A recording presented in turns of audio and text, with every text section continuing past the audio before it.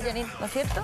Así es. Oye, vamos a revisar lo que viene hoy destacado, de hecho, en toda la prensa escrita, y tiene que ver con lo que sucedió anoche a eso de las 23 horas en Coyhaique, en donde se detuvo a la pareja de la joven madre agredida. Recuerdan ustedes que este fin de semana encontraron a esta joven madre, Nabila Rifa, de 28 años, cuyos ojos fueron sacados, extraídos, ¿cierto? Quien fue también encontrada con hipotermia, con fuertes golpes en la cabeza y con muchos signos de maltrato. Bueno, su pareja finalmente fue aprehendido anoche. Él, por cierto, es el padre de sus 2 hijos menores, fíjate. Y recordemos que ayer también comentamos que este ahora imputado, en el 2015 fue denunciado por amenazar de muerte a su misma mujer, a su misma señora. Hoy será trasladado a una audiencia de control de detención ante el Juzgado de Garantía de Coyhaique a las 12 del día. Anoche fue detenido por Carabineros, pasó la noche detenido y hoy será formalizado o será presentado ante una audiencia de control de detención. Fíjate que hay como una, esa es la pregunta, una diferencia técnica allí, un tecnicismo que sería interesante aclarar con algún abogado, con algún experto. Así es. Bueno, la joven madre fue trasladada el día de ayer a la ex posta central y se encuentra en este minuto siendo atendida, ¿cierto?, por el cuerpo médico, que sigue tratando de salvar su vida porque se encuentra, como todos sabemos, en estado grave. Pero bueno, ya por lo menos ha ido avanzando esta investigación. Si bien se le hizo un interrogatorio a su pareja el fin de semana, fue dejado en libertad y ahora con más elementos de pruebas pues fue detenido y será formalizado el día de hoy. Tenemos justamente un contacto con el director de la Clínica Jurídica de la Universidad Católica, el señor Claudio Valdivia, que está en contacto aquí con Mujeres Primero. Bienvenido, buenos días, Claudio, ¿estás por ahí? Sí, buenos días. Hola, ¿cómo estás? Bueno, justamente la pregunta que queremos saber de este caso traumático, brutalmente agredida esta mujer en Coyhaique, ¿en qué pie está la justicia con respecto al agresor? Control de detención, formalización, ¿nos puedes aclarar la diferencia de estos dos conceptos? A ver, el control de detención es una audiencia que se hace con motivo de la detención propiamente tal de una persona que está siendo investigada por un delito. Y la formalización se refiere más bien a la formalización de los cargos por esa investigación en contra de esta persona que presuntivamente sería el autor del femicidio frustrado. ¿Qué ocurre primero y qué ocurre después? Primero la audiencia de control de detención, que es una audiencia en la cual se ve la formalidad de la detención, los cargos y justifican la detención de una persona. En este caso no estamos hablando propiamente tal de un delito en el fondo que ocurre en el mismo momento, sino estamos hablando de una detención producto de una investigación que realiza la Fiscalía y por lo tanto se tiene que realizar y revisar la formalidad de esa detención y la legalidad de esa detención. ¿Y esto ocurre, perdón, esto lo hace Carabineros frente a un juez, o lo hacen los fiscales? ¿Quién hace el control de detención y quién hace la formalización?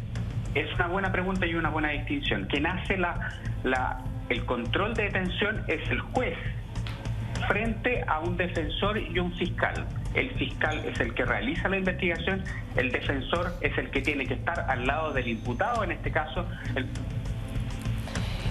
quiero preguntarte con respecto a las dos figuras, que son el femicidio y el femicidio frustrado, en términos de impacto, en términos legales, ¿cuál es la pena para el agresor en este caso?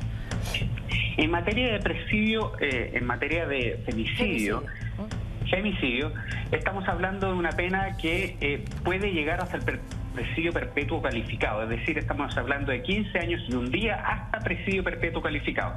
Eso si fuera el caso de un delito consumado, es decir, que se hubiera realizado y efectivamente hoy día no estaríamos hablando de femicidio frustrado. Cuando estamos hablando de un femicidio frustrado es cuando no puede realizarse, es decir, no se consuma un delito, y eso significa que las penas disminuyen en uno o 2 grados, que podría llegar eventualmente a 10 años o a 5 años. No olvidemos el caso aquí que ocurrió en Ovalle.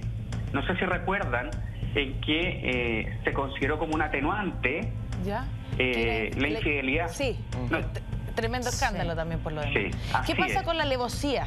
Porque esto fue no solamente un femicidio frustrado, sino que fue con alevosía, fue brutalmente agredida y además con antecedente previo que tenía una denuncia del año 2015 este mismo personaje. La pena de un delito se puede atenuar por una atenuante, en el caso como el que le refería, o se puede agravar a propósito de las agravantes como las que ustedes acaban de señalar. Es muy importante estar atento a la formalización que haga hoy día el fiscal en la audiencia de control de detención y formalización de la investigación, con el objeto de ver cuáles son las agravantes que se le van a aplicar a esta persona. Y una de las agravantes que podría estimarse es esta, respecto de la gravedad de las lesiones y donde estamos hablando en que hay una asimetría evidente entre el agresor y la víctima y obviamente hay una violencia excesiva en el delito cometido. Sí, claro. Por lo tanto, en este caso, yo creo que el alcohol y drogas no debiera ser considerado bajo ninguna circunstancia un atenuante de responsabilidad. En el caso psiquiátrico, ahí corresponde la evaluación psiquiátrica y por lo tanto ahí estamos hablando de un proceso y una evaluación que es de más largo aliento. Ayer hablábamos, Claudio, con una abogada que nos decía que al parecer esta denuncia que hubo en el 2015 de Nabila con respecto a la irrupción de este hombre, de su pareja, en su casa con un hacha, violando su espacio y también amenazándola de muerte, no tenía ningún peso legal. En esta instancia, en estos momentos, ¿qué importancia o qué participación tiene esta denuncia? Tengo una opinión un poco distinta. Me parece que las personas que tienen, y hoy día ya es importante a propósito de la tribuna que tienen ustedes, las personas que hoy día son víctimas de violencia intrafamiliar, incluso que sea violencia psicológica, tienen que acudir a tribunales. ¿Cuáles son los tribunales competentes para esos efectos? En primer lugar, los tribunales de familia. Tienen que hacer la denuncia, eso sí. ¿Cuál es el problema que hoy día existe? Las asimetrías entre víctima y agresor y que existe un importante número de retractaciones, de resistimientos de las mujeres. A veces influida por dependencia económica, por sentimiento y por lo tanto se reproduce el ciclo de violencia y eso hace que las personas no persistan en las denuncias realizadas en violencia intrafamiliar en los juzgados de familia. Hay un abismo entre que las personas no cuentan con toda la información y que deben concurrir al Ministerio Público. Porque ¿qué pasa? El juzgado de familia puede decretar una medida cautelar que es la prohibición de acercamiento a la víctima por 6 meses.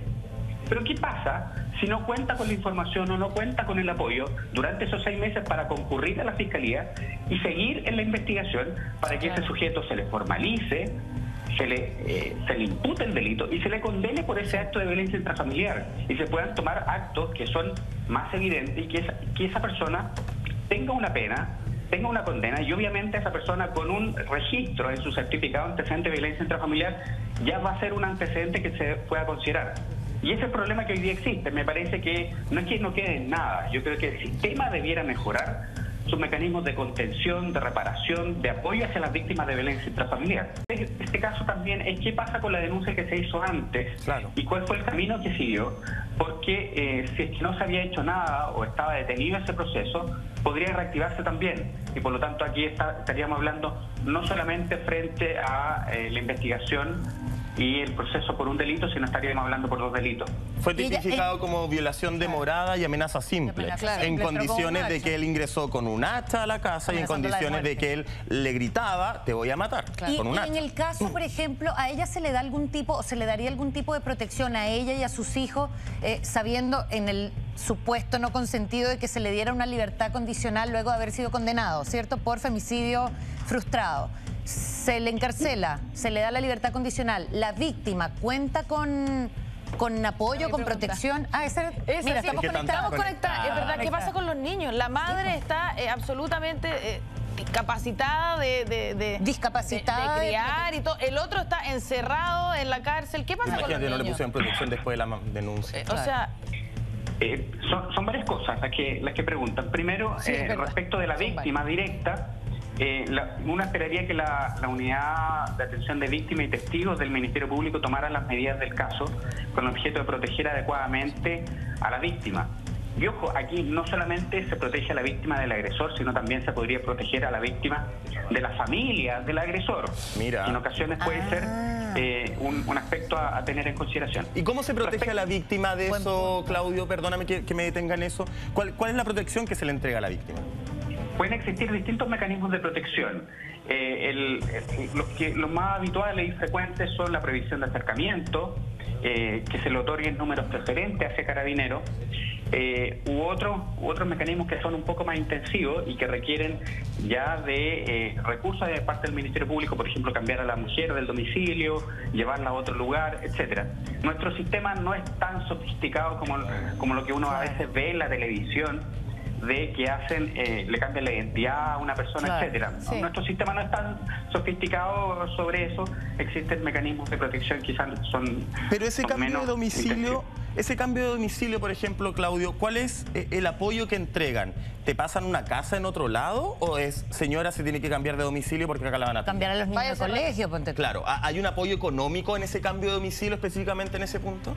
Tiene que ser muy calificado el hecho para que el Ministerio Público pueda otorgar ese tipo de mecanismos de protección. Bueno, entonces, ahí yo creo que podemos estar hablando no solamente del Ministerio Público, sino que a veces el Ministerio Público recurre a la red social, y donde cuando hablo de red social estamos hablando de CERNAM, estamos hablando a veces de la misma municipalidad donde vive la víctima, donde se le prestan algún tipo de asistencia. Aquí no solamente el Ministerio Público, yo creo que puede colaborar y puede apoyar a la víctima, sino creo que la red social amplia puede apoyarlo. Respecto a los hijos, también es un punto importante. Sí. Respecto de los hijos, aquí estamos hablando de una mamá que no puede ejercer su rol porque está imposibilitada, está incapacitada. Aquí lo que debiera ocurrir es que el juzgado de familia debiera tomar las medidas del caso, sea por un familiar directo de la mamá, para que le den el cuidado personal provisorio, la tuición, como se dice, de esos niños. O sea, ¿la madre le quitaría a sus hijos? Incapacitada. ¿Ah? O sea, tendría que ser, por ejemplo, en este caso, la madre de Nabila, la abuela de los niños, ¿no? Generalmente así, generalmente es la madre de la víctima, generalmente es la hermana de la víctima que se hace cargo de los niños. Lo importante en este caso es formalizar esa situación y concurrir en los tribunales de familia con el objeto de que durante este tiempo que la mamá está incapacitada se dé el cuidado personal provisorio a esa madre. ¿Y si la abuela no está capacitada económicamente, por ejemplo, o físicamente? Que a lo que yo voy, Claudio, y entiendo que no es culpa tuya, claramente. Hay un subsidio. Pero hay un tema económico potente, real, constante en el tiempo. Bajo tu juicio, para este caso, para el caso de Nabila, que es una mujer que de un día a otro le arrebatan la vista, que de un día a otro se queda ciega. Entre otras cosas. Sí. Es difícil porque aquí hay muchas instituciones de la red social que debieran apoyar a Nabila. La municipalidad, CERNAM y otras fundaciones y corporaciones que se encargan del apoyo a las víctimas para dar algún tipo de apoyo económico. Ustedes tienen un punto que es muy cierto. Las víctimas en ocasiones aquí se encuentran en una situación de absoluta indefensión, cuentas desmejoradas porque no tienen los recursos económicos y tampoco tienen a veces. No es solamente recursos económicos, sino no tienen la información para dónde concurrir, para dónde ir.